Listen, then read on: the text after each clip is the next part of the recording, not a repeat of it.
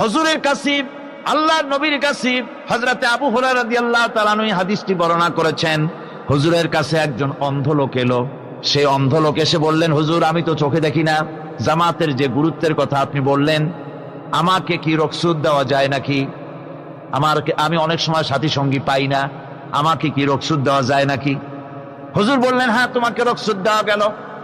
অন্ধ যখন হেঁটে যাচ্ছিলেন, নবীজি তাকে আবার ডাকলেন, ডেকে জিজ্ঞেস করলেন, অন্ধ নামাজের মসজিদের আজান কি তোমার কানে যায়? বলে, হ্যাঁ আমি আজান শুনি। হুজুর বললেন, আজানের জবাব দিবা, মসজিদে এসে জামাতে নামাজ পড়বা। একজন অন্ধকে রুখসত দেওয়া হয় নাই। মসজিদে আজান শোনার পর ঘরে বসে যদি নামাজ আদায় করেন, নামাজের হক আদায় হবে না। হুজুর সাল্লাল্লাহু আলাইহি ওয়াসাল্লাম বলেছেন, মসজিদে আজান হওয়ার পর যে ব্যক্তি ঘরে বসে নামাজ পড়ে, আমার ইচ্ছা হয় ঘরটা আগুন দিয়ে জ্বালায় দেই। কে বলতেছেন? রাহমাতুল লিল আলামিন বলতেছেন। রাহমাতুল লিল আলামিন বলতেছেন, ঘরের মধ্যে যদি মেয়ে লোক আর বাচ্চারা যদি না থাকতো, তাহলে আমার ইচ্ছা হয় আমি বলি আগুন দিয়ে ঘরটারে জ্বালায় দাও। এই ঘরের মহব্বতেই তো সে বাইর হয় না। নামাজের এত বড় গুরুত্ব দেওয়া হয়েছে। আমার বন্ধুগণ, এই নামাজের জামাতি আল্লাহর নবী জীবনের শেষ নামাজ জামাতে আদায় করেছেন। জীবনের শেষ নামাজটাও জামাতে আদায় করলেন। তখন তার এমন অবস্থা, এত অসুস্থ, দাঁড়াতে পারেন না, হাঁটতে পারেন না। দুইজন সাহাবীর কাঁধের উপরে ভর করে তারপরে বহু কষ্ট করে মসজিদে গিয়ে নামাজ আদায় করেছেন। খুতবা দিয়েছেন, বললেন, খুতবা দিতে গিয়ে বললেন, আজ থেকে মসজিদে নববীর চতুর্দিকের সকলের দরজা বন্ধ হয়ে যাবে, শুধু আবু বকরের দরজাটা খোলা থাকবে। আল্লাহর নবী বললেন, আল্লাহ রাব্বুল আলামিন এই পৃথিবীতে তার এক বান্দাকে জাগতিক সব সম্পদ দিতে চেয়েছিলেন, কিন্তু সে বান্দা সব জাগতিক সম্পদকে উপেক্ষা করে মাবুদের সঙ্গে দেখা করা বেশি জরুরি, বেশি পছন্দ মনে করেছেন। এতটুকুন কথা নবীজি বললেন, কেউ কিছু বুঝলো না। হযরতে আবু বকর রাদিয়াল্লাহু তাআলা আনহু হুজুরের এই কথা শুনে কাঁদতে কাঁদতে তিনি অস্থির হয়ে যাচ্ছেন। সাহাবীরা চিন্তা করলেন, হুজুর কান্না কার কথা বলেছেন, তাতে কান্নার কি আছে? বয়োবৃদ্ধ, জ্ঞান বৃদ্ধ হযরতে আবু বকর রাদিয়াল্লাহু তাআলা আনহু বুঝতে পেরেছেন, এই পৃথিবীর সব সম্পদ তো আল্লাহ হুজুরকেই দিতে চেয়েছিলেন। তিনি সমস্ত সম্পদকে উপেক্ষা করে তার মাবুদের সঙ্গে দেখা করার জন্য প্রস্তুতি নিয়েছেন। তার মানে হলো আল্লাহ নবী বিদায় হয়ে যাবেন, আমরা নবী থেকে এতিম হয়ে যাব। নবীজি ঘরের মধ্যে প্রবেশ করলেন, প্রচন্ড জ্বর এলো। এই প্রচন্ড জ্বর নিয়ে তিনি শুয়ে আছেন, কখনো বেহুশ কখনো হুশ। এর মধ্যে সারা আজান হয়ে গেল। সাহাবীরা বহুক্ষণ অপেক্ষা করে হযরত আবু বকরের ইমামতিতে নামাজ শুরু করলেন। হুজুরের হুশ এলো, প্রশ্ন করলেন, আয়েশা রে, এখন কোন সময়? হযরত আয়েশা বলেন, ইয়া রাসূলুল্লাহ, মসজিদে নববীতে নামাজ শুরু হয়ে গেছে। সাহাবীরা অনেকক্ষণ অপেক্ষা করে আমার বাবার ইমামতিতে নামাজ পড়তেছে সবাই, কিন্তু সাহাবীরা কেঁদে কেঁদে নামাজের মধ্যেই কাঁদতে কাঁদতে অস্থির হয়ে যাচ্ছে। তাদের মনে ধারণা হয়েছে নবীজির পেছনে নামাজ পড়ার কিসমত থেকে তারা মাহরুম হয়ে গেল। নবীজি বলেন, আয়েশা দরজা খুলে দাও আর আমার মাথাটা একটু উঁচু করে ধরো, আমি একটু নামাজের দৃশ্যটা দেখি। দরজা খুলে দেওয়া হলো, নবীজির মাথা উঁচু করে ধরা হলো। নামাজের জামাতের দৃশ্য দেখে নবীজি আবার শুয়ে পড়লেন।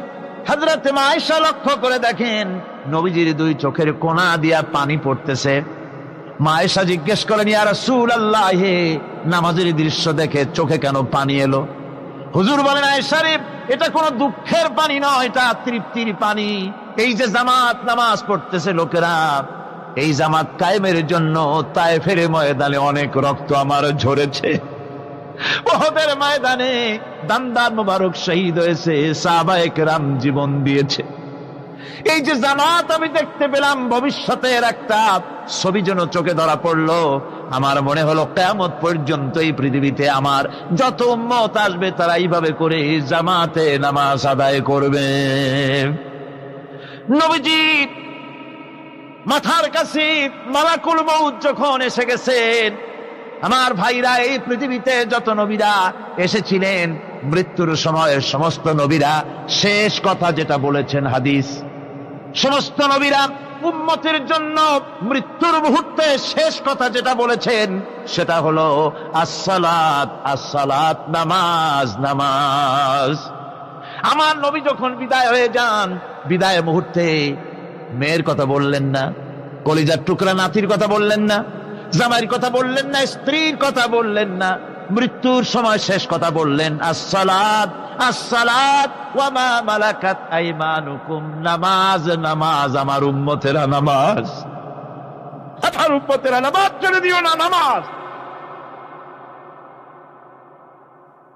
যেই নবী উম্মতের জন্য এত কাঁদলেন, নামাজের জন্য এত কথা বলে গেলেন, আল্লাহ রাব্বুল আলামিন নামাজের জন্য এত নির্দেশ করলেন, নবীজি ইন্তেকালের সময় নামাজের কথা বলে দিলেন, সেই মুসলমান আজ নামাজ আদায় করে না, নামাজ পড়ে তো নামাজ শুদ্ধ হয় না। হযরতে হুযায়ফা রাদিয়াল্লাহু তাআলা আনহু তিনি একবার ইয়েমেন সফর করেছিলেন, এক মসজিদে নামাজ পড়লেন, একজনকে তিনি নামাজ পড়তে দেখলেন, নামাজ পড়তে দেখে তিনি অপেক্ষা করলেন, লোকটার নামাজ হয়ে যাওয়ার পর তিনি প্রশ্ন করলেন, আল্লাহর বান্দা, তুমি কতদিন এরকমের নামাজ পড়তেছো? তিনি বললেন, প্রায় 40 বছর তো হবে আমি এরকম নামাজ পড়তেছি। হযরতে হুযায়ফা বলেন, তুমি কি আমারে চেনো? কয়, না, চিনি না।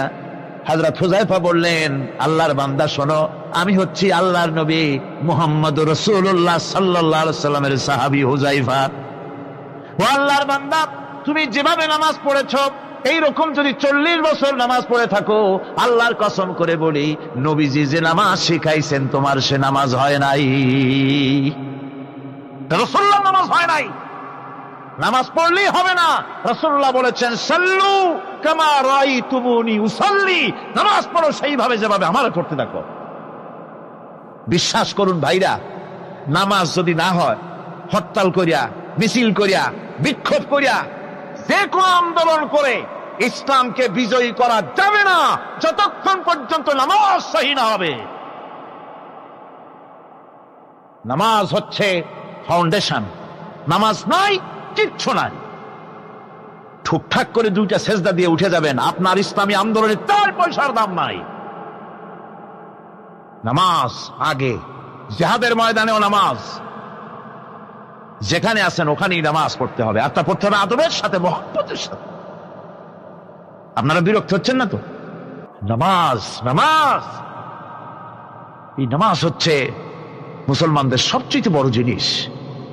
নামাজ হয় না, নামাজ যত পড়া হয় অধিকাংশ নামাজ হয় না। নামাজের ভিতরে তাদিল আর কাম, তাদিল করা ওয়াজিব। যতক্ষণ দাঁড়িয়ে থাকবেন, রুকুতে থাকবেন, যতক্ষণ দাঁড়ায় থাকবেন ততক্ষণ অন্তত 1 তাসবিহ পরিমাণ তো বটেই। যদি তা না হয়, রুকুত থেকে দাঁড়ালেন, সেজদায় চলে গেলেন, ওয়াজিব তরক হলো, সেজদা দিলেন না, নামাজ ফাসেদ হয়ে গেল, নষ্ট হয়ে গেল। এটা পাগলামি না, নামাজ সহিভাবে আদায় করতে হবে। নামাজ থেকে দাঁড়াবেন, রুকুত থেকে দাঁড়ায় গেলেন, বলবেন রব্বানা লাকাল হামদ, কোন রব্বানা লাকাল হামদ হামদান কাসীরান তাইয়্যিবান মুবারাকান ফীহি। একজন সাহাবী এই দোয়াটা পড়ছিলেন। নামাজ শেষ করে আল্লাহর নবী প্রশ্ন করলেন, নামাজের ভিতরে অতিরিক্ত এই কথাগুলি কে বলেছ? সাহাবী ভয় পেয়ে গেলেন। ভয় ভয় তিনি বললেন, হুজুর আমি বলেছি। হুজুর বললেন, তুমি জানো না আমি নবী, তুমি নবী না, আমি যা দেখি তুমি দেখতে পাও না। তুমি যখন এই দোয়াটা পড়তেছিলেন আমি লক্ষ্য করেছিলাম আল্লাহ রহমতের ফেরেশতারা প্রতিযোগিতা করতেছিল তোমার আমল নামায় কে কত বেশি নেকি লিখবে। রুকুতে দাঁড়ায়া এটা পড়বেন, সেজদায় চলে যাবেন, 2 সেজদার মাঝখানে ততক্ষণ বসে থাকবেন যতক্ষণ একটা সেজদার ভিতরে ছিলেন। পড়বেন আল্লাহুম্মা গফিরলি ওয়ারহামনি ওয়াহদিনি ওয়াআফিনি ওয়ারযুকনি। নামাজের মধ্যে দোয়া করতেছেন, আল্লাহ আমারে ক্ষমা করে দাও। এসব দোয়া সব হুজুরের। আমাকে ক্ষমা করো, আমাকে হেদায়েত দাও, আমাকে সুস্থ করো, আমাকে রহম করো, আমাকে রিজিক দাও। বল সুবহানাল্লাহ। নামাজের ভিতরে দোয়া কবুলের সময়, নামাজের সেজদার ভিতরে দোয়া কবুল হয়। এইভাবে করে রাসূল করিম সাল্লাল্লাহু আলাইহি ওয়াসাল্লামের নামাজটা কেমন, হাক্কানি উলামাদের কাছ থেকে জেনে নেবেন। যেহেতু হুজুর বলেছেন সাল্লু কামা রাআইতুমুনি উসাল্লি, নামাজ পড়ো সেইভাবে যেভাবে আমাকে পড়তে দেখো। নামাজের ভিতরে একাগ্রতা লাগবে, ভালোবাসা লাগবে, ভয় লাগবে, মুহাব্বত লাগবে, পরিপূর্ণ সময় নিয়ে শান্তিপূর্ণভাবে নামাজ পড়তে হবে। আর যত তাড়াহুড়া সব হচ্ছে নামাজের মধ্যে, ঠিক কিনা? কিয়ামতের দিন আল্লাহ রাব্বুল আলামিন সর্বপ্রথম বান্দাকে প্রশ্ন করবেন কি? বুখারী শরীফে এসেছে عن أبي هريرة رضي الله تعالى عنه قال سمعت رسول الله صلى الله عليه وسلم يقول إنما يحاسب به العبد يوم القيامة من عمله صلاته। বুখারী শরীফের হাদিস, আল্লাহ রাব্বুল আলামিনের নবী বলেন, হযরত আবু হুরায়রা হাদিস খানা বর্ণনা করেছেন, তিনি বলেন যে আমি রাসূলের মুখে শুনেছি কিয়ামতের দিন আল্লাহ রাব্বুল আলামিন সর্বপ্রথম তার বান্দার কাছে প্রশ্ন করবেন, বান্দা নামাজ আদায় করেছিলি কিনা। সালাত এর আবিধানিক অর্থ হচ্ছে কোন জিনিসের দিকে মুখ ফিরানো। সালাতের অর্থ হচ্ছে নিকটবর্তী হওয়া, মুখ ঘুরানো, মুতাওয়াজ্জা হওয়া। ওই যে হযরত ইব্রাহিম আলাইহিস সালাম বলেছিলেন, ইন্নী ওয়াজ্জাহতু ওয়াজহিয়া লিল্লাযী ফাতারাস সামাওয়াতি ওয়াল আরদ। জানেন আপনারা? পড়েন, ইন্নী ওয়াজ্জাহতু ওয়াজহিয়া লিল্লাযী ফাতারাস সামাওয়াতি ওয়াল আরদা হানিফা ওয়ামা আনা মিনাল মুশরিকিন। নিশ্চয় আমার মুখ ঘুরাই দিলাম কার দিকে?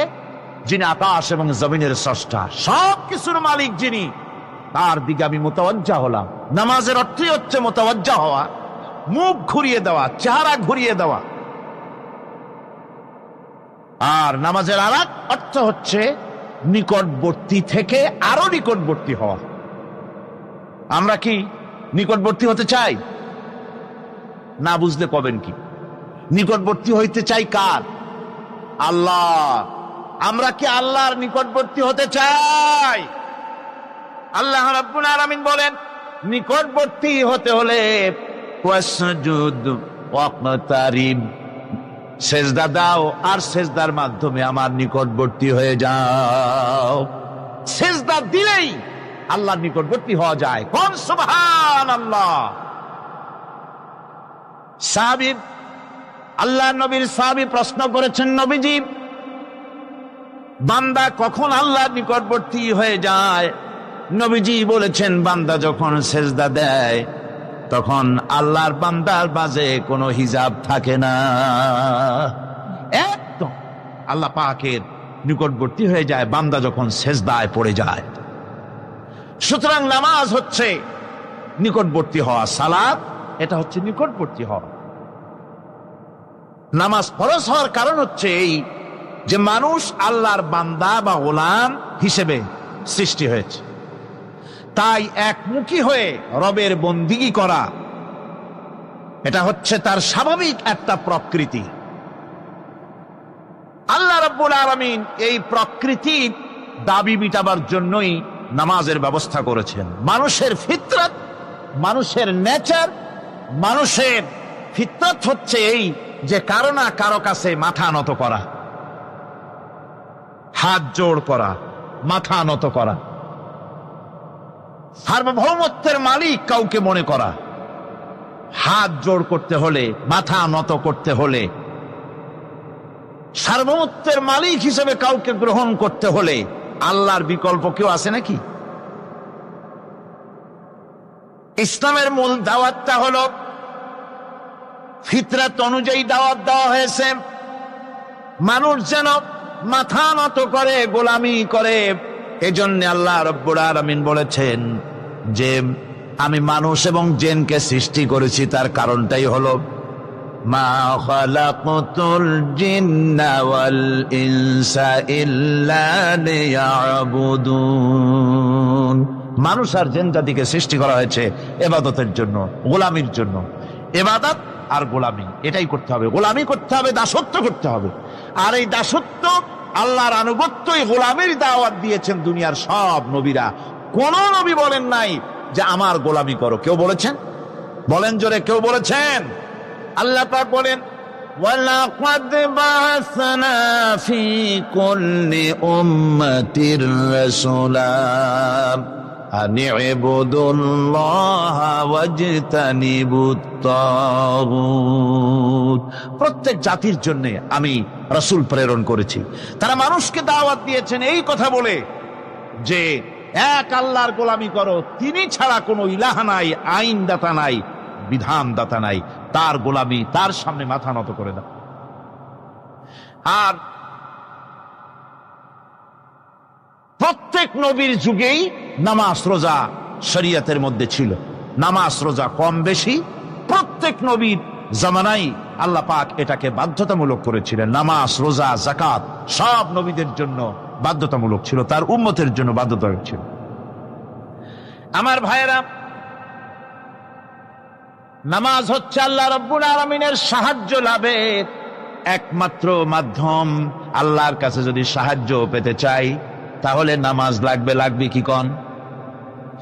وَلَقَدْ أَخَذَ اللَّهُ مِيثَاقَ بَنِي إِسْرَائِيلَ وَبَعَثْنَا مِنْهُمُ 12 نَقِيًّا وَقَالَ اللَّهُ إِنِّي مَعَكُمْ لَئِنْ أَقَمْتُمُ الصَّلَاةَ। আল্লাহ পাক বলেন, বনি ইসরাইলদের নিকট আমি ওয়াদা নিয়েছিলাম, তোমরা যদি মানুষদেরকে অসামাজিক কার্যকলাপ থেকে যদি তোমরা ফিরাইতে পারো, মানুষদেরকে অসামাজিক কার্যকলাপ থেকে তোমরা ফিরাবে। 12টা গোত্রের জন্য 12 জন নকিব নির্দিষ্ট করে দেওয়া হলো, তাদের দায়িত্ব দেওয়া হলো। মানুষদেরকে, সমাজের লোকদেরকে অন্যায় কাজ থেকে তারা ফিরাবে, ভালো ভালো কাজ করার জন্য তাদেরকে আদেশ করবে, অসামাজিক অধর্মীয় কাজ থেকে বাঁচাবার চেষ্টা করবে। এইটা যদি তোমরা করো তাহলে আমি তোমাদের সাথে আছি। শর্ত হলো একটা, তোমাদেরকে নামাজ কায়েম করতে হবে। নামাজ যদি কায়েম করো আমার মদদ তোমাদের জন্য অবধারিত হবে। নামাজ প্রতিষ্ঠা করলেই আল্লাহর সাহায্য লাভ করা যায় জীবনের সকল ক্ষেত্রে। নামাজ হচ্ছে অপকর্মের প্রতিবন্ধক। নামাজ পড়লে অন্যায় কাজ থেকে বাঁচার পর, অন্যায় থেকে বাঁচাই কিসে? নামাজ। আল্লাহ রাব্বুল আলামিন বলেন, উতলু মা উহিয়া ইলাইকা মিনাল কিতাবি ওয়া আকিমিস সালাম ইন্নাস সালাতা তানহা আনিল ফাহশাই ওয়াল মুনকার। হে নবী, এই কিতাব তেলাওয়াত করো যা তোমার প্রতি অবতীর্ণ করা হয়েছে, এই কিতাব তেলাওয়াত করো আর নামাজকে প্রতিষ্ঠা করো। নিঃসন্দেহে নামাজ মানুষকে পাপাচার থেকে বাঁচায়া দেয়। অশ্লীলতা, পাপাচার থেকে মানুষকে বাঁচায় কে? জোরে চিল্লায় কোন কে? নামাজ। এই নামাজ মানুষকে অন্যায় কাজ থেকে বাঁচায় দেয়। নামাজ যে মানুষকে অন্যায় কাজ থেকে বাঁচায়, কেমনে বাঁচায়? আমরা যে নামাজ পড়ি এই নামাজে তো আমাদেরকে অন্যায় কাজ থেকে বাঁচাইতে পারে না। নামাজি বহুত মানুষ আছে অন্যায় করে, করে কিনা কন? না করে না? করে। নামাজি অথচ অন্যায় করে। আর আল্লাহ বলছেন নামাজিকে, নামাজ তাকে অশ্লীলতা থেকে ফিরায়। তাহলে কথা কারটা ঠিক? আল্লাহটা। জোরে বলেন, কারটা ঠিক? অবশ্যই আমার আল্লাহর কথা হক। আমি ভুল করতেছি, আমি যেন কোথাও ভুল করতেছি, সামথিং ইজ রং, কোথাও যেন আমরা ভুল করে বসতেছি, সেই ভুলটা কি আমরা আবিষ্কার করতে চেষ্টা করবো ইনশাআল্লাহ। প্রথম যে কথাটা সেটা হচ্ছে এই যে আমরা যা নামাজে পড়ি আমরা তা বুঝি না। কথা ঠিক কিনা? আমি যদি এখন প্রশ্ন করি সামি আল্লাহু লিমান হামিদা অর্থ কি কন, ফার্স্ট ডিভিশনে কয়েকটা লেটার নিয়ে ফেল করবেন এরকম লোক আছেন না নাই? সুবহান রাব্বিয়াল আলা অর্থ কি জানি না, সুবহান রাব্বিয়াল আযীমের অর্থ কি জানি না, দোয়া কুনুত অর্থ কি জানি না, তাশাহুদ অর্থ কি জানি না, সূরা ফাতিহার অর্থ কি জানি না। এমন কি উযুর মধ্যে কয়টা ফরজ তা অনেকের জানা নাই। কথা কি বেশি বললাম না ঠিক বলছি? একজনে জিজ্ঞেস করলো, মিয়া উযুতে কয় ফরজ? হুজুর কি মনে করেন যে বুঝি জানি না? এটা তো সাধারণ ব্যাপার, বলেন না কয় ফরজ? উযুতে তো 17 ফরজ। কি কি? হাত ধোয়া, পাও ধোয়া, মুখ ধোয়া, নাক ধোয়া, চোখ ধোয়া, জিহ্বা ধোয়া, মাথা ধোয়া। বলতে বলতে গুনে দেখা গেল প্রায় 19টার মতো বলছে। বলা হলো, মিয়া বললেন আপনি উজুতে ফরজ 17টা, কইলেন আপনি 19টা। কয় হুজুর জানি আরো, বলিনি আপনাদের ভয়তে। উজু জানে না, নামাজ জানে না, তাকেই নামাজ কেমনে ফিরাবে অন্যায় কাজ থেকে? কথা বুঝতে পেরেছেন? নামাজে কি পড়ি? নামাজে দাঁড়ায় গেলাম, আল্লাহু আকবার, অর্থ কি? চিল্লায় কন্না আল্লাহু আকবার। এরকম না, মুসলমানের মতো গলা ছেড়ে দিয়ে চিৎকার দিয়ে বলেন আল্লাহু আকবার। এই আল্লাহু আকবার, আল্লাহ সর্বশ্রেষ্ঠ, তার চাইতে বড় আর কেউ নাই। এই কথা দিনরাত 24 ঘন্টার ভিতরে শত শতবার বলি, একবার দুইবার না, শত শতবার বলি আল্লাহ সর্বশ্রেষ্ঠ। এই কথা বলার পরেও মনের মধ্যে অন্য কেউ বড় হয়, আল্লাহর বড়ত্ব যেভাবে মুখ দিয়া বলি ওইভাবে কার্যত পালন করি না। নামাজে আল্লাহু আকবার বললাম, এরপরে সানা পড়লাম, তারপরে সূরায়ে ফাতিহা পড়লাম। সূরায়ে ফাতিহার ভিতরে যে সমস্ত কথাগুলি বললাম সেই কথাগুলি বুঝি না, কি বলেছি তাও জানি না। এরপরে সুবহান রাব্বিয়াল আলা বলেছি, সুবহান রাব্বিয়াল আযীম বলেছি, সামি আল্লাহু লিমান হামিদা বলেছি, অর্থ কি জানি না। আল্লাহ তা শুনতে পান, যে ব্যক্তি আল্লাহর প্রশংসা করেন তিনি তা শুনতে পান। নামাজের মধ্যে আইডিয়া দেওয়া হচ্ছে, তুমি যে আল্লাহর জন্য নামাজ পড়তেছো, প্রশংসা করতেছো, এটা এমন নয় যে আল্লাহ পাক দেখছেন না বা শুনতেছেন না। তুমি যা বলতেছো, প্রশংসা করতেছো, আল্লাহ পাক তা শুনতে পাচ্ছেন। সামি আল্লাহু লিমান হামিদা, সুবহান রাব্বিয়াল আলা, আমি মহান সর্বশ্রেষ্ঠ আল্লাহ রাব্বুল আলামিনের পবিত্রতা ঘোষণা করছি, আমি তার প্রশংসা করছি। সূরা ফাতিহার কি আমরা বলি আপনারা ব্যাখ্যা দেখে বুঝে নিয়েন, সেগুলি আমি এখানে বলে বাকি কথা সব শেষ করতে পারবো না। এরপরে আমরা নামাজের মধ্যে দোয়া কুনুত পড়ি। সেই দোয়া কুনুতে যে কি ওয়াদাটা করি, অন্তত আমার তো মনে হয় সাধারণ মানুষের মধ্যে 99.9 লোকেরা জানে না দোয়া কুনুতে কি পড়ে, অর্থ বোঝে না। দোয়া কুনুতের মধ্যে বলা হচ্ছে, আল্লাহুম্মা ইন্না নাস্তাঈনুকা, হে আল্লাহ আমি তোমার কাছে সাহায্য চাই। কার কাছে সাহায্য চাই?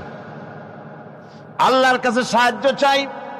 নামাজের ভিতরে বলতেছেন, এই কথা যদি অর্থ আপনি জানতেন যে তোমার কাছে সকল ব্যাপারে সাহায্য চাই তোমার কাছে, এই কথাটা যদি মনে প্রাণে বুঝতেন, তাহলে দুনিয়ায় কোনো মাজারে গিয়া মরা জিন্দা মানুষের কাছে গিয়া নিজের ছেলে মেয়ে চাইতেন না, চাকরির উন্নতি চেতেন না। আপনি নামাজের ভিতরে বলতেছেন আপনার কাছে, আয় আল্লাহ আপনার কাছে সর্বপ্রকারের সাহায্য আপনার কাছে চাই। নামাজের ভিতরে কিসের মধ্যে বলতেছেন? বিশ্বাস যদি করতেন, যদি বুঝতেন, তাহলে যত বড় পীর আসুক দেশ থেকে আর বিদেশ থেকে, সন্তান চাওয়ার জন্য পাগল হয়ে পায়ের উপরে পড়ে থাকতেন না, আল্লাহর কাছেই চাইতেন। কার কাছে চাইতেন? এরপরে বলতেছেন, ওয়ানাস্তাগফিরুকা, তোমার কাছে ক্ষমা চাই, গুনাহ করেছি, অনেক গুনাহ করেছি, তোমার কাছে ক্ষমা চাই, কারণ সাহায্য করতে পারো তুমি, গুনাহও মাফ করতে পারো তুমি। গুনাহ মাফ করার ক্ষমতা কি আছে পৃথিবীর কারো? আকাশে জমিনে আল্লাহ ছাড়া মানুষের গুনাহ কেউ মাফ করতে পারে?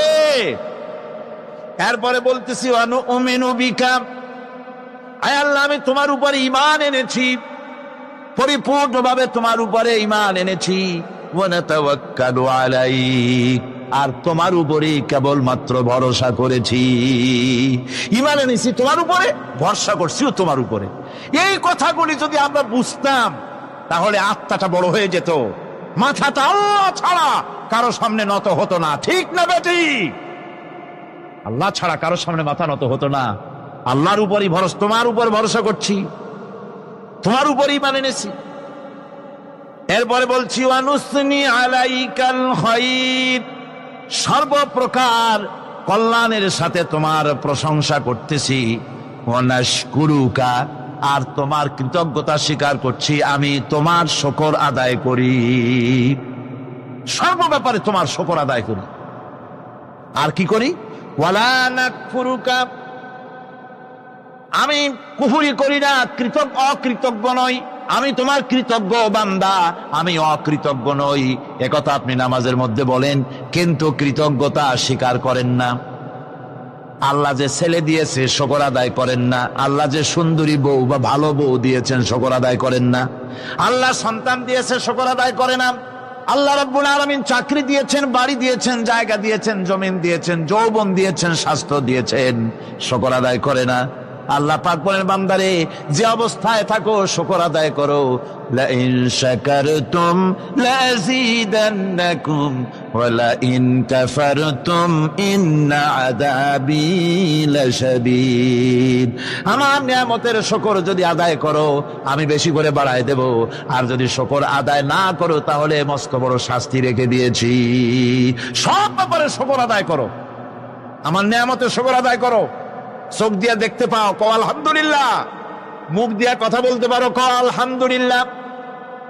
যা খাও মজা লাগে বলো আলহামদুলিল্লাহ। কাজ করতে পারো বলো আলহামদুলিল্লাহ। সব ব্যাপারে আল্লাহ শুকর আদায় করতে হবে। শুকরিয়া আদায় করলে রব্বুল আলামিন তারে আরো বাড়ায় দিবেন।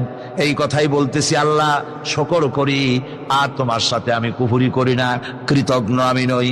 ওয়া নাখলাউ ওয়া নাতরুকু মান ইয়াফজুরুকা, আর আমি ওয়াদা করতেছি এই কথা, তোমার সাথে যারা প্রকাশ্য দুশ্মনী করে, যারা প্রকাশ্য গুনার মধ্যে লিপ্ত আছে আর তোমার সাথে দুশ্মনী করে, ওদের সাথে আমার সমস্ত সম্পর্ককে ছিন্ন করে দিলাম। দেখছেন নামাজে কি কইলেন আপনি? আপনি নামাজে কত বড় কথা বললেন। ওয়ানাতরুকু মান ইয়াফজুরুকা, আয় আল্লাহ আমি ওয়াদা করছি তোমার সাথে যারা দুশ্মনী করে, যারা প্রকাশ্য গুনাহ করে, তাদেরকে আমি পরিত্যাগ করছি, তাদের সাথে আমার কোনো সম্পর্ক নাই। এই কথা বলার পরে আপনার সম্পর্ক কার সাথে একটু চিন্তা করেন তো। আপনার বন্ধু কারা? ইলেকশন আসলে ভোট দেন কাদেরকে? কাদের চা খাওয়ান, কাদের চান্দা দেন? একটু চিন্তা করেন, অঙ্কের সাথে মিলায় নেন। তাহলে দেখুন, মুখে বলে এক কথা, কাজে করে আর একটা। আরে কি কয়? চিল্লায় কোন, আরে কি কয়? আর এই মুনাফিকি করতেছেন কার সাথে? আল্লাহর সাথে। কোন নাউযুবিল্লাহ। নামাজে কি পড়েন সেটা যদি জানতেন, অবশ্যই আল্লাহ রাব্বুল আলামিনের কথা কার্যকরী হয়ে যেত। ইন্নাস সালাতা তানহা আনিল ফাহশাই ওয়াল মুনকার। নামাজ মানুষকে পাপের কাজ, অশ্লীলতা থেকে ফিরাতে পারে। আল্লাহ ইন্না বসায়ছেন, নিশ্চয়ই, বেশক, অবশ্যই নামাজ পাপ থেকে ফিরাবে। কিন্তু কেমনে ফিরাবে নামাজ তো বুঝি না। নামাজ তো বুঝি না, খালি সেজদা দেয় জনমের মতো। আর সেজদা কি? নামাজে যদি দেখে ইমাম দেরি করতেছে, আত্তাহিয়াত পড়তে দেরি হয়ে যাচ্ছে, পিছন থেকে সিগন্যাল মারে, ঠিক কিনা? বেয়াদব, বেয়াদব। তোমার নামাজ, তোমার আত্তাহিয়াত আগে শেষ হয়েছে, তাতে কি হয়েছে? চুপ করে বসে থাকো। ইমামকে কাশি দিয়া সতর্ক করার অধিকার তোমার নাই। যদি ইমামকে সতর্ক করার জন্য কাশি দিয়ে থাকো, তোমার নামাজ ফাসেদ হয়ে যাবে। এটা ফাজলামি করার জায়গা না, এটা নামাজ। এর নাম কি? ধীরে সুস্থে নামাজ পড়তে হবে। অনেকে মসজিদটারে মনে করে জেলখানা। ঢুকতে যত দেরি, বেরোতে পারলে যেন বাসে যান ছটফট করে। সিনেমার মধ্যে গিয়ে ঘন্টার পর ঘন্টা বসে থাকে, খারাপ লাগে না? মসজিদে কেরাত যদি একটু লম্বা পড়ে, পিছনে বসে খালি কি যে করে, মনে মনে বলতে থাকে যে ইমাম এমন কাঁচা ছাড়া ছাড়ি না। আর গান যখন শোনে, শুনতেই থাকে।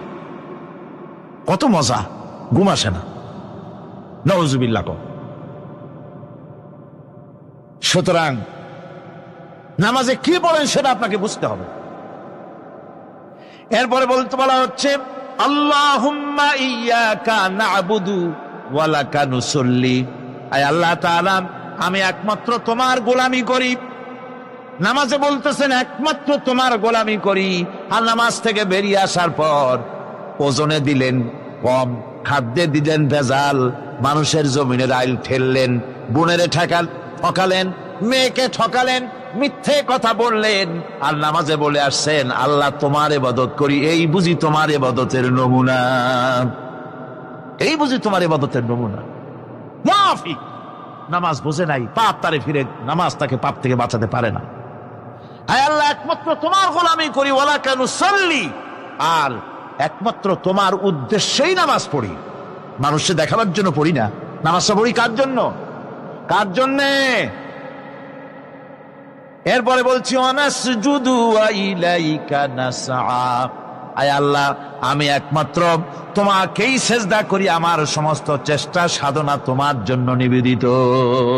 আমার চেষ্টা, আমার জিহাদ, আমার আন্দোলন, আমার বাঁচা, আমার মরা, আমার ব্যবসা, আমার বাণিজ্য, আমার সব তোমার জন্য। কার জন্যে?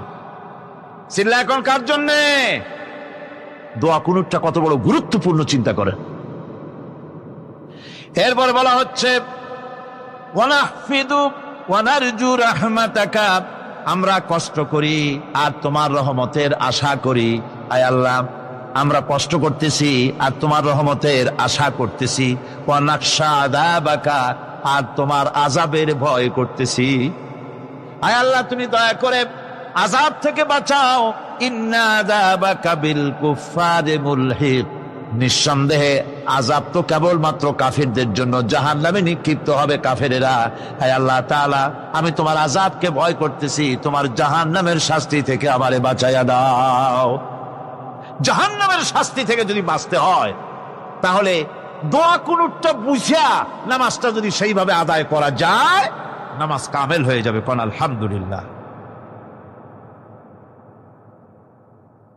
সঠিকভাবে নামাজ পড়ার পরও যদি কোন মানুষের সঠিকভাবে, ভালো করে শোনেন, সঠিকভাবে নামাজ পড়ার পরেও যদি কোনো মানুষ পাপের থেকে না ফেরে, তাহলে বুঝতে হবে একথা, পানি আর সাবান দিয়া কাপড় ধুলে কাপড়ের ময়লা যাবে, কিন্তু পানি আর সাবান দিয়া কয়লা জনমের মতো ধুইলেও কয়লার ময়লা যাবে না।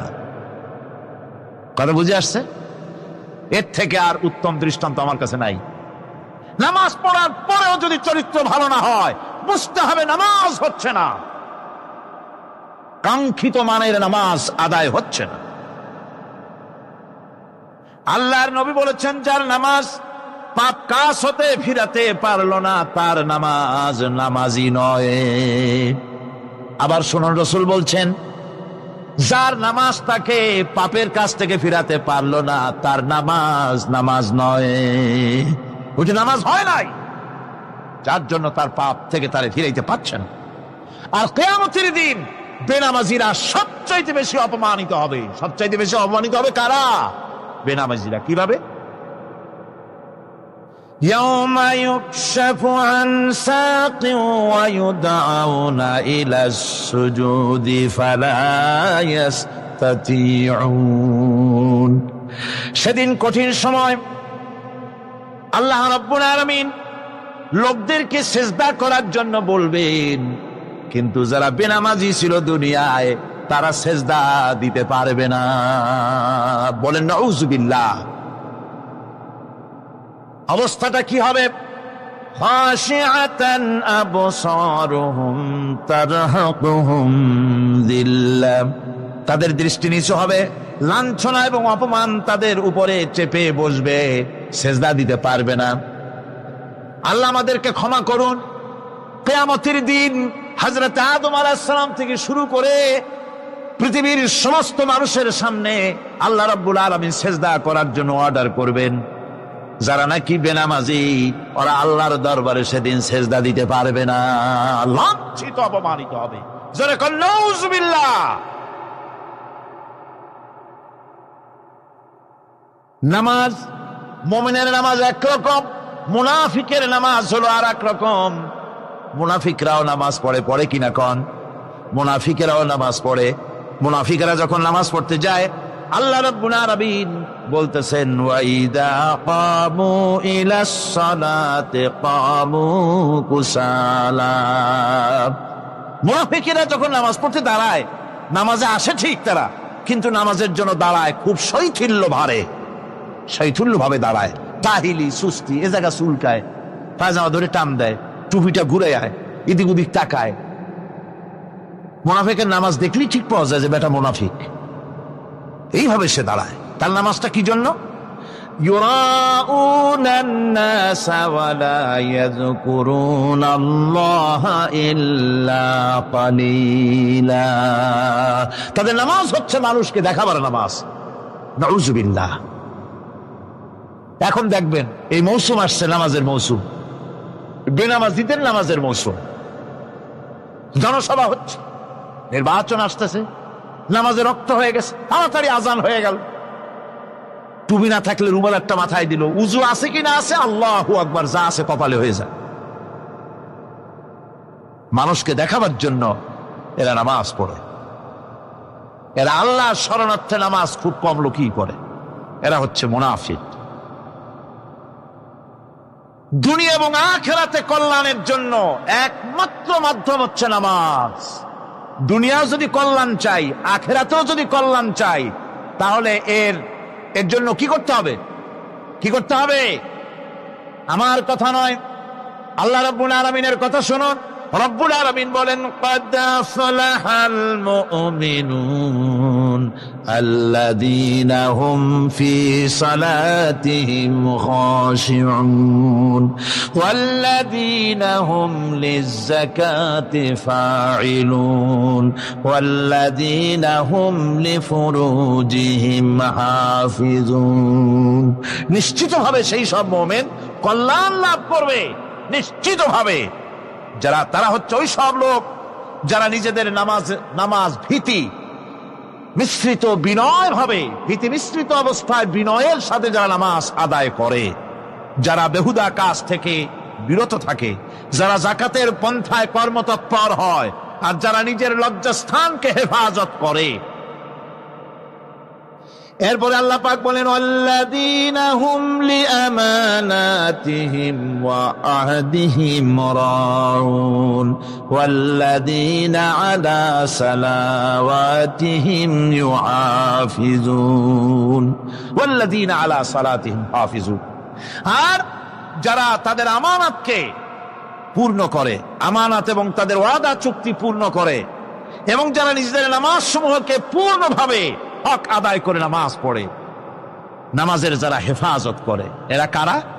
এরা হচ্ছে উলাইকা হুমুল ওয়ারিসুন আল্লাযীনা ইয়ারিসুনাল ফিরদাউসা হুম ফিহা খালিদুন। এরা হচ্ছে সেই সব লোক, এরা উত্তরাধিকার হচ্ছে জান্নাতের উত্তরাধিকার, জান্নাতুল ফিরদাউসে আল্লাহ রাব্বুল আলামিন এই গুণ বিশিষ্ট লোকদের জন্য জায়গা করে দিবেন। জোরে কোন সুবহানাল্লাহ। নামাজকে পড়তে বলা হয়নি, কোরআন শরীফে বলা হয়েছে নামাজ কায়েম করো। কি বলা হয়েছে কম তো দেখি? নামাজ কায়েম করো, নামাজ পড়ো। এই কথা কিন্তু কোরআন শরীফে কোন জায়গায় আছে নাকি? এখন কায়েম করা কারে বলে? একটা গুরুত্বপূর্ণ আরেকটি বিষয়, নামাজ কায়েম করতে বলা হয়েছে। কায়েম কি? কায়েমটা হচ্ছে দৃষ্টান্ত স্বরূপ বলা যায় যে জিনিসটা সমাজে প্রতিষ্ঠিত আছে ওইটারে বলে কায়েম হওয়া, আর যেটা প্রতিষ্ঠিত নাই ওটা কায়েম নাই। কায়েম মানেই হলো প্রতিষ্ঠিত থাকা। যেমন আমাদের দেশে, আমাদের সমাজে নারী পুরুষ শিশু বৃদ্ধ সকলেই কাপড় পরা, শাড়ি পরা, লুঙ্গি পরা, এই কাপড় পরাটা কায়েম আছে, প্রতিষ্ঠিত আছে না নাই?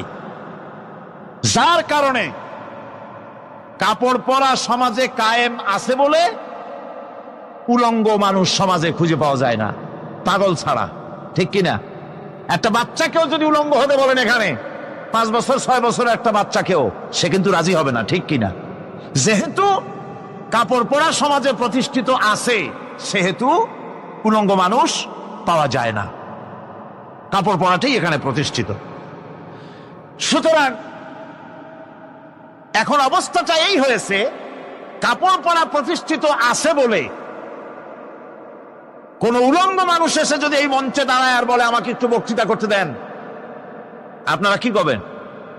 মঞ্চে তো উঠতেই দিবেন না। উলঙ্গ মানুষ যদি কোনো চাকরি নিতে যায় ইন্টারভিউতে, তাকে লাইনে দাঁড়াইতে দেবে? দেবে না। এমন কি উলঙ্গ হয়ে যদি বাড়িতে প্রবেশ করে তার বউ দূর দূর করে তাড়ায় দেবে, ঠিক কিনা? যেহেতু সমাজের ভিতরে কাপড় প্রতিষ্ঠিত আছে, সেই জন্য এই উলঙ্গ মানুষ পাওয়া যায় না। অনুরূপ ভাবে নামাজ যদি প্রতিষ্ঠিত হতো সমাজের ভিতরে, তাহলে বেনামাজি খুঁজে পাওয়া যেত না। চাকরি করতে গেলে সেখানে নামাজ মানদণ্ড হয়ে যেত, নামাজ পড়ে কিনা তা দেখে নেওয়া হতো। বেনামাজি লোক পাওয়াই যেত না যদি প্রতিষ্ঠিত থাকতো। প্রথম প্রশ্নই হতো তুমি নামাজ পড়ো কিনা। ইলেকশনে যদি একজন উলঙ্গ মানুষ এসে দাঁড়ায়, ভাইরা এবার আমার বোতল মার্কা বাক্স, উলঙ্গ মানুষ এসে ভোটে দাঁড়াইছে, আপনারা ভোট দিবেন? দিবেন। ওই যে কাপড় প্রতিষ্ঠিত আছে বলে, লুঙ্গি প্রতিষ্ঠিত সমাজে আছে বলে উলঙ্গ মানুষকে আপনি ভোট দিবেন না। নামাজ যদি প্রতিষ্ঠিত থাকতো সমাজে, বেনামাজি মানুষ যদি এসে মঞ্চে দাঁড়ায়া যতই বলতো আমি ক্ষমতায় গেলে এই করব সেই করব, নামাজ প্রতিষ্ঠিত থাকলে পরে বেনামাজিরে কেউ ভোট দিত না। নামাজ শৃঙ্খলা শিখায়, শৃঙ্খলা বোধ শিখায়, সোজা হয়ে দাঁড়ায়, তারপরে ঐক্য এবং মহব্বত শিখায়। নামাজের ভিতরে যখন দাঁড়ায় গেলেন, আমির দাঁড়ালো, ফকির দাঁড়ালো, মন্ত্রী দাঁড়ালো, তার ড্রাইভারও দাঁড়ায় গেল, একই কাতারে দাঁড়ায় গেছে। নামাজ পড়তে গিয়ে ড্রাইভারের পাও গিয়ে লেগেছে মন্ত্রীর গায়ে। নামাজ শেষ হওয়ার পর মন্ত্রীর বাবার ক্ষমতা নাই এ কথা বলার যে বেটা ড্রাইভার সলিমদ্দি, তোর পাও লেগেছে আমার পায়ে, তোর চাকরি সুদ্ধা দোজখে পাঠায় দেব। পারবে বলতে? পারবে না। মিয়া মন্ত্রী সাহেব, এটা তোমার সেক্রেটারিয়েট না, এটা আল্লাহর ঘর। এটা কার ঘর? এক হি সব মে খড়ে হো গয়ে মাহমুদ ও আয়াজ, এক হি সব মে খড়ে হো গয়ে মাহমুদ ও আয়াজ, না কোই বান্দা রহা না কোই বান্দা নওয়াজ। একই কাতারে দাঁড়িয়ে গেছে সম্রাট মাহমুদ আর চাকর আয়াজ। এখন সম্রাট মাহমুদও নাই, চাকর আয়াজও নাই, সম্রাট আর চাকর দুজনই আল্লাহ পাকের গোলাম হয়ে গিয়েছে। তুমি মসজিদে এসেছো, তুমি আল্লাহর গোলাম। কার গোলাম? আল্লাহ পাকের গোলাম। এই জিনিস শিখায় নামাজ। নামাজ শিখায় মানুষকে পাঞ্চুয়ালিটি, নিয়মানুবর্তিতা, সময়ের জ্ঞান শিখায় নামাজ। নামাজ মানুষে কি শিখায়?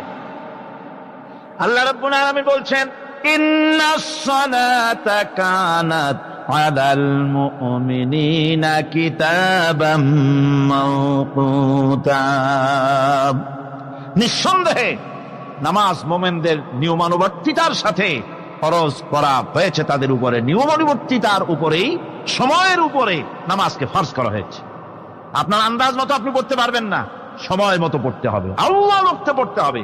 আমার দেশের মসজিদগুলিতে ফজরের নামাজ পড়া হয় এমন সময় পূর্ব দিক ফর্সা হয়ে যায়। ইমাম সাহেব যদি ভুল করেন, নামাজ যদি দোহরাতে যান, তাহলে সূর্য উদয় হয়ে যাবে, এমন অবস্থা। নামাজ এত দেরিতে পড়া হয়। প্রত্যেক ওয়াক্তের নামাজ আল্লাহ রক্তে পড়ার জন্য রাসূল সাল্লাল্লাহু আলাইহি ওয়াসাল্লাম তাগিদ করেছেন। সময়ের দিকে লক্ষ্য রাখতে বলা হয়েছে। যেই জাতির, লক্ষ্য করুন, যে জাতির দৈনিক 5 বার টাইমলি, অক্ত মতো, সময় মতো নামাজ আদায় করতে হয়, দুর্ভাগ্যজনক সত্য, সেই জাতির কাছে সময়ের কোনো দাম নাই। সময়ের দাম নেই। 9টার গাড়ি কয়টায় আসবে? 9টার গাড়ি কয়টায় আসবে? একদিন দেখা গেল সত্যি 9টার সময় এসে গেছে। যাত্রীরা বলছে মাশাআল্লাহ, অন্তত একটা দিন তো 9টার সময় আসলো। স্টেশন মাস্টার বলছে না, খুশি হওয়ার কারণ নাই, আজকের না, এটা গতকালকেরটা। আমার আমেরিকার সফরের সময়, যে বাড়িতে আমি আমেরিকায় থাকি, কুইন্স এলাকায়, নিউ ইয়র্ক সিটিতে, সে বাড়িওয়ালা চাকরি করে। সে আমাকে বলল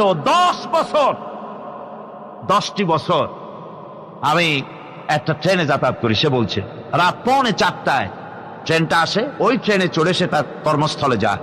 বলল 10টা বছর আমি এখানে আছি, 10 বছরের ভিতরে এই ট্রেনটা 1 মিনিটের জন্য এদিক ওদিক করলো না, ঠিক 3:45 এসে হাজির হয়ে গেছে।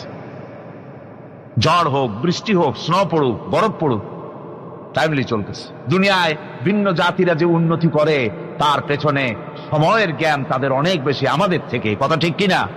আমাদের সময়ের জ্ঞান নাই, সময়ের কোনো মূল্য আমরা দেই না। 2টার সময় মিটিং হবে, মন্ত্রী সাহেব আসেন 5টার সময়, ঠিক কিনা? বক্তৃতার জন্য সময় দেওয়া হয়েছে 20 মিনিট, নাহমাদু ওয়া নুসাল্লি আলা কইয়া সুর দিয়া 35 মিনিট গেছে নাহমাদু কইতে কইতে, সময় 20 মিনিট, তার মনেই নেই। এই যে সময়ের জ্ঞান নাই, এটা ব্যর্থতা। নামাজ মানুষকে সময়ের জ্ঞান শিখায়, কোন আলহামদুলিল্লাহ। এই সময়ের জ্ঞান আমাদেরকে শিখতে হবে। এবার আমি আপনাদের সামনে বলতে চাই, আল্লাহর নবী জনাবে মুহাম্মদ রাসূলুল্লাহ সাল্লাল্লাহু আলাইহি ওয়াসাল্লাম নামাজের ব্যাপারে কি বলছেন। এতক্ষণ তো আল্লাহর কথা শোনালাম, কার কথা শোনাইছে? আমার আল্লাহর নবী বলেন, নবীকে প্রশ্ন করা হলো, ইয়া রাসূলুল্লাহ আইয়ু শাইইন আহাব্বু ইনদাল্লাহি ফিল ইসলাম, ইসলামের মধ্যে আল্লাহর কাছে কোন জিনিসটা বেশি প্রিয়? আল্লাহর কাছে ইসলামের কোন জিনিসটা বেশি প্রিয়? হুজুর বললেন, as-salatu liwaqtiha, মান তারাকা সালাতান ফালা দীন লাহু ওয়াস-সালাতু ইমাদুদ্দিন। আল্লাহর কাছে সবচাইতে বেশি প্রিয় হচ্ছে নামাজ। সবচাইতে প্রিয় কি? নামাজ। ওয়াক্ত মতো নামাজ আদায় করা আল্লাহ পাকের বেশি প্রিয়। আর এই নামাজ হচ্ছে দ্বীনের খুঁটি। এটা দ্বীনের কি? খুঁটি। এই যে খুঁটিগুলো আছে, খুঁটিগুলো ফালাই দিলে তারপর আপনার এই প্যান্ডেল থাকবে? থাকবে না। বিল্ডিং এর পিলার ভেঙে দেন, বিল্ডিং টিকবে? ঘরের খুঁটিগুলি উড়াই ফেলেন, ঘর টিকবে? টিকবে না। দ্বীনের খুঁটি হচ্ছে নামাজ। লা দীনা লিমান লা সালাতা লাহু, যার কাছে দ্বীন নাই, যার কাছে নামাজ নাই, তার কাছে কি নাই? দ্বীন নাই, ঈমান নাই। আল্লাহর নবী বলেছেন, ওয়ান জাবির রাদিয়াল্লাহু তাআলা আনহু قال قال رسول الله صلى الله عليه وسلم بين العبد وبين الكفر ترك الصلاة। আল্লাহ পাকের নবী বলেন, আল্লাহর বান্দার মুমিন, আল্লাহর বান্দার কাফের, দুইজনের মধ্যে পার্থক্য হলো, যে ব্যক্তি নামাজ পড়ে সে আল্লাহর গোলাম, যে নামাজ পড়ে না সে কাফের হয়ে গেল। যে নামাজ পড়লো না সে কাফের হয়ে গেল। মান তারাকা সালাতান মুতাআম্মিদান ফাকাদ কাফারা, যে ব্যক্তি ইচ্ছে করে নামাজ ছেড়ে দিল সে কাফের হয়ে গেল। বলেন নাউযুবিল্লাহি মিন যালিক। এই জন্য নামাজ আদায় করা বাধ্যতামূলক প্রত্যেকটি মুসলমানের জন্য। রাসূল করিম সাল্লাল্লাহু আলাইহি ওয়াসাল্লাম একটা দৃষ্টান্ত দিয়েছেন, কারো বাড়ির সামনে যদি একটা নাহার থাকে, একটা পুকুর থাকে, একটা খাল থাকে প্রবাহিত, এতে যদি ওই বাড়িওয়ালা দৈনিক 5 বার গোসল করে, তাহলে তার গায়ে কি কোনো ময়লা থাকে? হুজুর, সাহাবীরা বললেন, না হুজুর, থাকে না। হুজুর বললেন, এটাই হলো নামাজের দৃষ্টান্ত। 5 ওয়াক্ত নামাজ যে আদায় করবে সে গুনাহ থেকে আল্লাহ পাক তাকে পবিত্র করে দিবেন। সুবহানাল্লাহ ওয়া বিহামদিহি। আমার ভাইয়েরা, নামাজ পড়লে পরে এক জুমা থেকে আর এক জুমা পর্যন্ত মানুষ যে সমস্ত গুনাহ করে, কবিরা গুনাহগুলি বাদে, শিরক আর কবিরা গুনাহগুলি বাদে যত গুনাহ আছে তার কাফারা হয়ে যায়।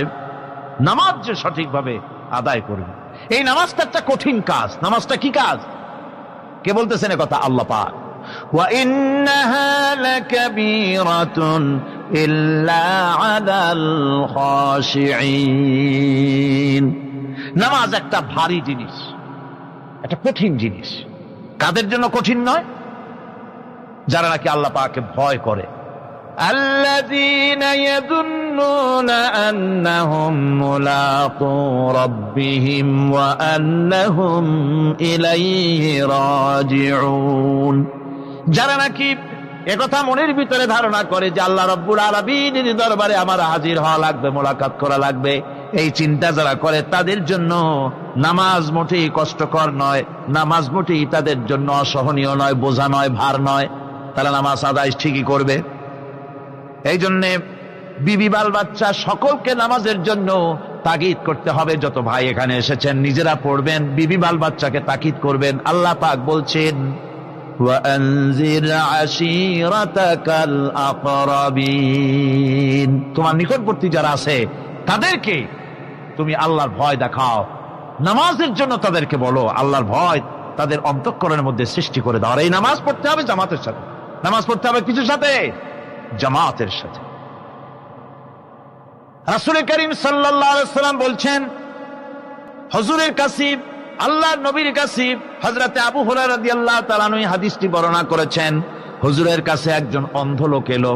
সেই অন্ধ লোক এসে বললেন, হুজুর আমি তো চোখে দেখি না, জামাতের যে গুরুত্বের কথা আপনি বললেন, আমাকে কি রুখসত দেওয়া যায় নাকি?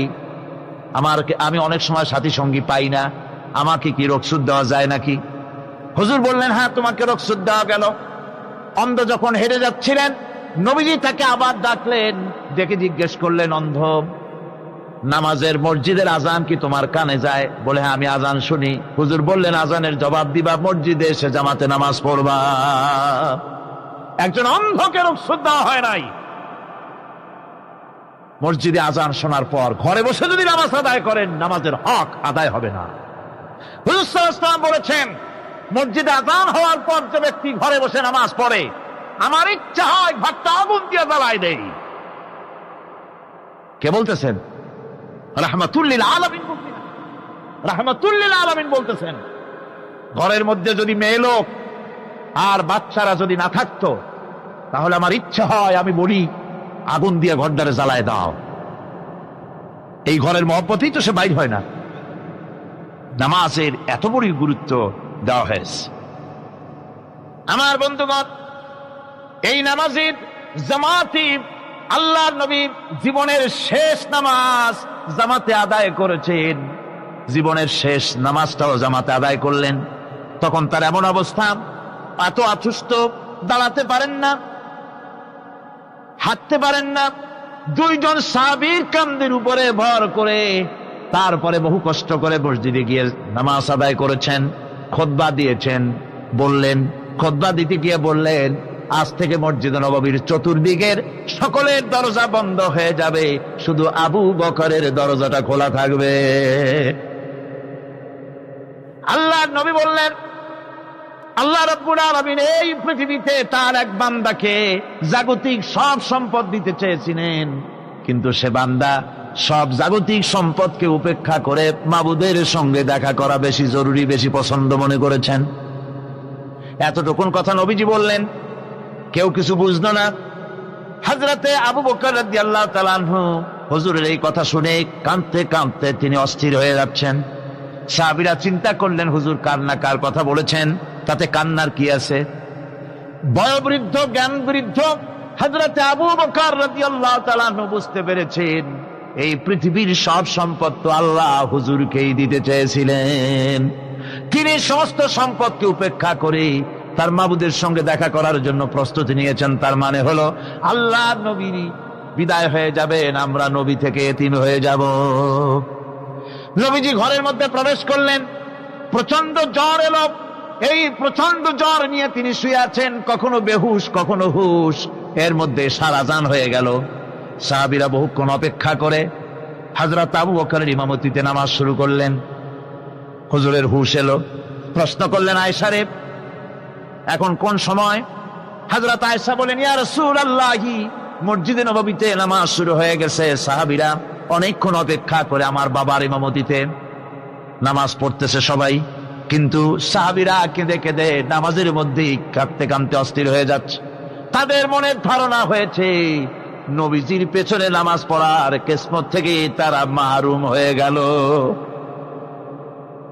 নবীজি বলেন, আয়েশা দরজা খুলে দাও, আর আমার মাথাটা একটু উঁচু করে ধরো, আমি একটু নামাজের দৃশ্যটা দেখি। দরজা খুলে দেওয়া হলো, নবীজির মাথা উঁচু করে ধরা হলো। নামাজের জামাতের দৃশ্য দেখে নবীজি আবার শুয়ে পড়লেন। হযরত আয়েশা লক্ষ্য করে দেখেন নবীজির দুই চোখের কোনা দিয়া পানি পড়তেছে। মা আয়েশা জিজ্ঞেস করেন, ইয়া রাসূলুল্লাহ, নামাজের দৃশ্য দেখে চোখে কেন পানি এলো? হুজুর বলেন, আয়েশা রে, এটা কোনো দুঃখের পানি নয়, এটা তৃপ্তির পানি। এই যে জামাত নামাজ পড়তেছে লোকেরা, এই জামাত কায়েমের জন্য তায়েফের ময়দানে অনেক রক্ত আমার ঝরেছে। উহুদের ময়দানে দান্দার মোবারক শহীদ হয়েছে, সাহাবায়ে কেরাম জীবন দিয়েছে। এই যে জামাত আমি দেখতে পেলাম, ভবিষ্যতের একটা ছবি যেন চোখে ধরা পড়লো। আমার মনে হলো কিয়ামত পর্যন্ত এই পৃথিবীতে আমার যত উম্মত আসবে তারা এইভাবে করে জামাতে নামাজ আদায় করবে। নবীজি মাথার কাছে মালাকুল মউত যখন এসে গেছেন, আমার ভাইরা, এই পৃথিবীতে যত নবীরা এসেছিলেন মৃত্যুর সময় সমস্ত নবীরা শেষ কথা যেটা বলেছেন, হাদিস, সমস্ত নবীরা উম্মতের জন্য মৃত্যুর মুহূর্তে শেষ কথা যেটা বলেছেন সেটা হলো আসসালাত, আসসালাত, নামাজ, নামাজ। আমার নবী যখন বিদায় হয়ে যান, বিদায় মুহূর্তে মেয়ের কথা বললেন না, কলিজার টুকরা নাতির কথা বললেন না, জামাইয়ের কথা বললেন না, স্ত্রীর কথা বললেন না, মৃত্যুর সময় শেষ কথা বললেন আসসালাত, আসসালাত ওয়া মা মালাকাত আইমানুকুম, নামাজ, নামাজ, আমার উম্মতেরা নামাজ, আমার উম্মতেরা নামাজ ছেড়ে দিও না, নামাজ। যেই নবী উম্মতের জন্য এত কাঁদলেন, নামাজের জন্য এত কথা বলে গেলেন, আল্লাহ রাব্বুল আলামিন নামাজের জন্য এত নির্দেশ করলেন, নবী ইন্তেকালের সময় নামাজের কথা বলে দিলেন, সেই মুসলমান আজ নামাজ আদায় করে না, নামাজ পড়ে তো নামাজ শুদ্ধ হয় না। হযরতে হুযায়ফা রাদিয়াল্লাহু তাআলা আনহু তিনি একবার ইয়েমেন সফর করেছিলেন, এক মসজিদে নামাজ পড়লেন, একজনকে তিনি নামাজ পড়তে দেখলেন, নামাজ পড়তে দেখে তিনি অপেক্ষা করলেন, লোকটার নামাজ হয়ে যাওয়ার পর তিনি প্রশ্ন করলেন, আল্লাহর বান্দা, তুমি কতদিন এরকমের নামাজ পড়তেছ? তিনি বললেন, প্রায় 40 বছর তো হবে আমি এরকম নামাজ পড়তেছি। হযরতে হুযায়ফা বলেন, তুমি কি আমারে চেনো? কয়, না, চিনি না। হযরত হুযায়ফা বললেন, আল্লাহর বান্দা শোনো, আমি হচ্ছি আল্লাহর নবী মুহাম্মদুর রাসূলুল্লাহ সাল্লাল্লাহু আলাইহি ওয়াসাল্লামের সাহাবী হুযায়ফা। ও আল্লাহর বান্দা, তুমি যেভাবে নামাজ পড়েছো এইরকম যদি 40 বছর নামাজ পড়ে থাকো, আল্লাহর কসম করে বলি, নবীজি যে নামাজ শিখাইছেন তোমার সে নামাজ হয় নাই, রাসূলুল্লাহ নামাজ হয় নাই। নামাজ পড়লেই হবে না, রাসূলুল্লাহ বলেছেন, সাল্লু কামা রাআইতুমুনি উসাল্লি, নামাজ পড়ো সেইভাবে যেভাবে আমারে পড়তে দেখো। বিশ্বাস করুন ভাইরা, নামাজ যদি না হয়, হরতাল করিয়া, মিছিল করিয়া, বিক্ষোভ করিয়া, যে কোনো আন্দোলন করে ইসলামকে বিজয়ী করা যাবে না যতক্ষণ পর্যন্ত নামাজ সহি না হবে। নামাজ হচ্ছে ফাউন্ডেশন, নামাজ নাই কিচ্ছু নাই। ঠুকঠাক করে 2টা সেজদা দিয়ে উঠে যাবেন, আপনার ইসলামী আন্দোলনের 4 পয়সার দাম নাই। নামাজ আগে, জিহাদের ময়দানেও নামাজ, যেখানে আছেন ওখানেই নামাজ পড়তে হবে, আর তা পড়তে হবে আদবের সাথে, মহব্বতের সাথে। আপনারা বিরক্ত হচ্ছেন না তো? নামাজ, নামাজ, এই নামাজ হচ্ছে মুসলমানদের সবচেয়ে বড় জিনিস। নামাজ হয় না, নামাজ যত পড়া হয় অধিকাংশ নামাজ হয় না। নামাজের ভিতরে তাদিল আর কাম, তাদিল করা ওয়াজিব। যতক্ষণ দাঁড়িয়ে থাকবেন, রুকুতে থাকবেন, যতক্ষণ দাঁড়ায় থাকবেন ততক্ষণ অন্তত 1 তাসবিহ পরিমাণ তো বটেই। যদি তা না হয়, রুকুত থেকে দাঁড়ালেন, সেজদায় চলে গেলেন, ওয়াজিব তরক হলো, সেজদা দিলেন না, নামাজ ফাসিদ হয়ে গেল, নষ্ট হয়ে গেল। এটা পাগলামি না, নামাজ সহিভাবে আদায় করতে হবে। নামাজ থেকে দাঁড়াবেন, রুকুত থেকে দাঁড়ায় গেলেন, বলবেন রব্বানা লাকাল হামদ, কোন রব্বানা লাকাল হামদ হামদান কাসীরান তাইয়্যিবান মুবারাকান ফীহি। একজন সাহাবী এই দোয়াটা পড়ছিলেন। নামাজ শেষ করে আল্লাহর নবী প্রশ্ন করলেন, নামাজের ভিতরে অতিরিক্ত এই কথাগুলি কে বলেছো? সাহাবী ভয় পেয়ে গেলেন। ভয় ভয় তিনি বললেন, হুজুর আমি বলেছি। হুজুর বললেন, তুমি জানো না আমি নবী, তুমি নবী না, আমি যা দেখি তুমি দেখতে পাও না। তুমি যখন এই দোয়াটা পড়তেছিলে আমি লক্ষ্য করেছিলাম আল্লাহর রহমতের ফেরেশতারা প্রতিযোগিতা করতেছিল তোমার আমল নামায় কে কত বেশি নেকি লিখবে। রুকুতে দাঁড়ায়া এটা পড়বেন, সেজদায় চলে যাবেন, 2 সেজদার মাঝখানে ততক্ষণ বসে থাকবেন যতক্ষণ একটা সেজদার ভিতরে ছিলেন। পড়বেন আল্লাহুম্মা গফিরলি ওয়ারহামনি ওয়াহদিনি ওয়াআফিনি ওয়ারযুকনি। নামাজের মধ্যে দোয়া করতেছেন, আল্লাহ আমারে ক্ষমা করে দাও। সব দোয়া সব হুজুরের, আমাকে ক্ষমা করো, আমাকে হেদায়েত দাও, আমাকে সুস্থ করো, আমাকে রহম করো, আমাকে রিজেক্ট দাও। বল সুবহানাল্লাহ। নামাজের ভিতরে দোয়া কবুলের সময়, নামাজের সেজদার ভিতরে দোয়া কবুল হয়। এইভাবে করে রাসূল করিম সাল্লাল্লাহু আলাইহি ওয়াসাল্লামের নামাজটা কেমন হাক্কানি উলামাদের কাছ থেকে জেনে নেবেন।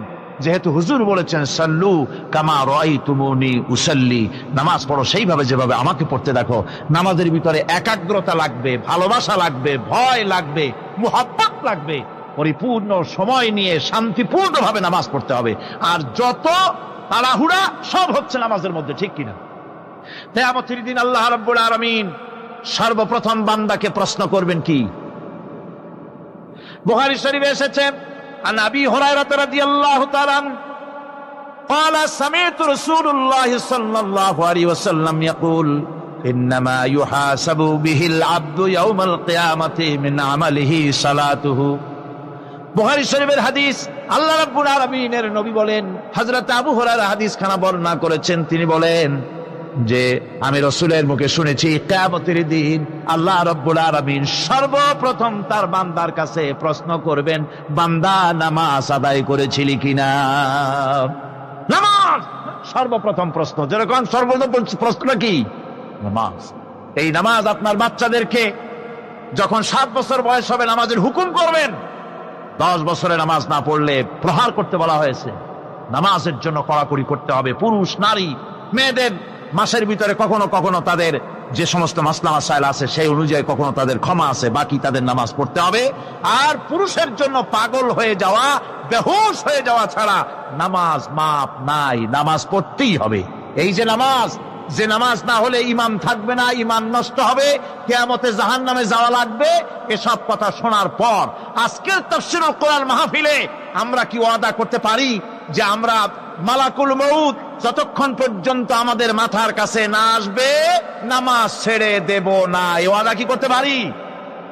2 হাত উঁচু করুন, বলেন ইয়া আল্লাহ, আমি তোমার নামে শপথ করছি, যতদিন মালাকুল মউত আমার মাথার কাছে না আসতেছে ততদিন পর্যন্ত ফরজ নামাজ, ফরজ রোজা ছেড়ে দেব না। ইয়া আল্লাহ, মৃত্যু পর্যন্ত আমার এই ওয়াদা পালনের তৌফিক আমাকে দান করো, আমিন। আল্লাহ রাব্বুল আলামিন নামাজের জন্য আমাদেরকে দোয়া শিখাই দিয়েছেন। কোন সুবহানাল্লাহ। কে শিখাইছেন দোয়া? আল্লাহ পাক দোয়া শিখালেন, রব্বি জাআলনি মুকিমাস সালাতি ওয়া মিন যুররিয়াতি রব্বানা ওয়া তাকাব্বাল দুআ।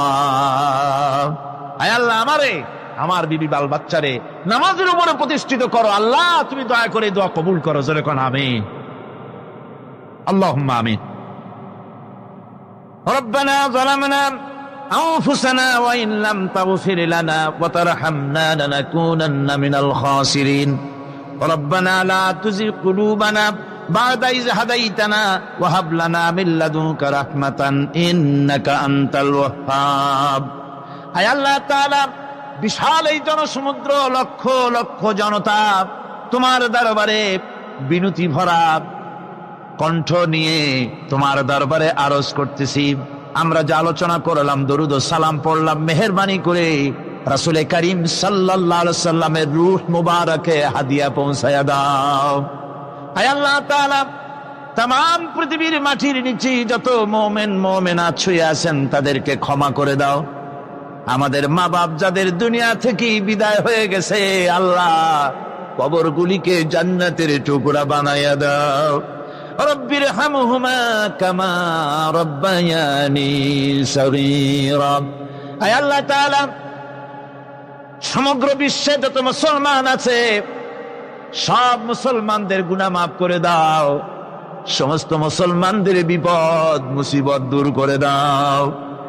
রব্বুল আলামিন, এই মাহফিলে আমরা যারা এসেছি গুনাহ করে তো জীবনটারে শেষ করে ফেলাইছি।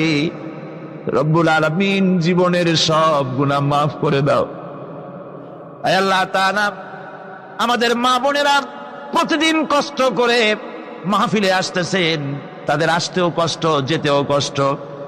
আল্লাহ তাআলা তুমি দয়া করে আমার মা বোনদেরকে গুনাহ মাফ করে দাও, মা বোনদের উপরে রহমত নাজিল করো।